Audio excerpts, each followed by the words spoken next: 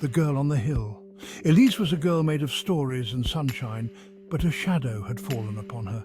A curse bound her to the top of a lonely hill. She was alone. Her only companions were the clouds that drifted by. Elise missed laughter and games. She yearned for someone to share stories with, but most of all, she longed for a friend. Her heart ached with every beat. Each tear that fell from her eyes formed a stream. This stream flowed down the hill. It brought life to the village below.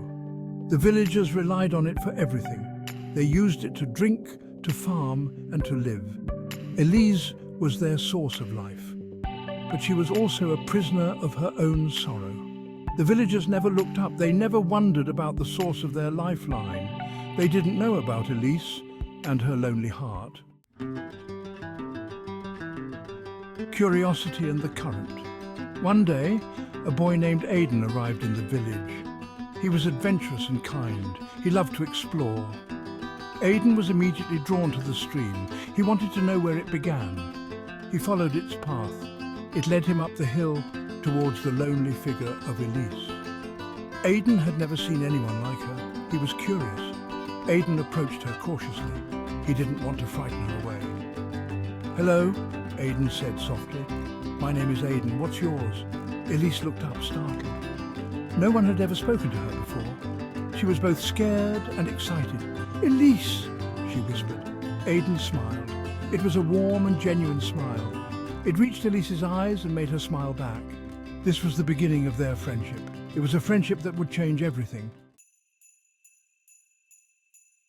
A friendship's flow.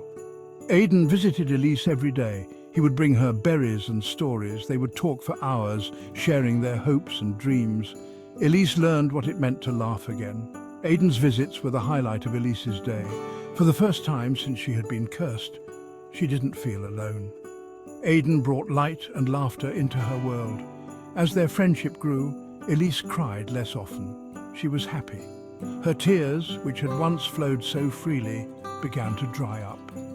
The stream that flowed down to the village became thinner and thinner. The drying stream. The villagers noticed the change in their water supply. Panic set in. Their crops wilted, their animals thirsted. They didn't know what to do. Some blamed each other. They argued over the dwindling water. Others refused to believe there was a problem. They continued to waste water, hoping the stream would magically replenish itself. The village elder, a wise woman named Ilara, felt a knot of worry in her stomach. She knew they couldn't rely on the stream forever. They needed to find a new source of water. Ilara called a village meeting. "We need to work together," she announced. "We need to find a new way to survive." At first, the villagers were hesitant. Change was difficult. They were used to relying on the stream. But Ilara's words resonated with them. They knew they had to do something. They started small. They learned to collect rainwater. They dug new wells. They shared their resources and supported each other. It wasn't easy, but they were determined to survive. The villagers discovered a hidden strength within themselves. They learned to adapt. They learned to be resourceful. They learned the true meaning of community. They were no longer just individuals who happened to live in the same village. They were a team united by a common goal. Up on the hill, Elise and Aiden watched the village. They saw the villagers' struggles. Elise's heart ached for them. She knew she was the reason for their hardship. "I want to help," Elise told Aiden. "You are helping," Aiden said, squeezing her hand. "Your happiness is giving them a chance to discover their own strength." Aiden had an idea. He and Elise gathered seeds. They spent their days planting. They planted fruit trees and vegetables. They nurtured the seedlings with love and care. They hoped these plants would provide new sustenance for the village. It was their way of contributing to the community that was learning to thrive without relying on Elise's tears. Laughter's wellspring. As the village below bloomed with new life, so did Elise. Her laughter echoed across the hillside. It was no longer the sound of forced joy, but the genuine melody of a happy heart. The curse that had bound her to the hill began to weaken. It was the power of friendship and love that was breaking the spell. Elise was no longer a prisoner of her own sorrow. One day, Elise took a step down the hill, then another and another. She was free. She ran down the hill towards the village.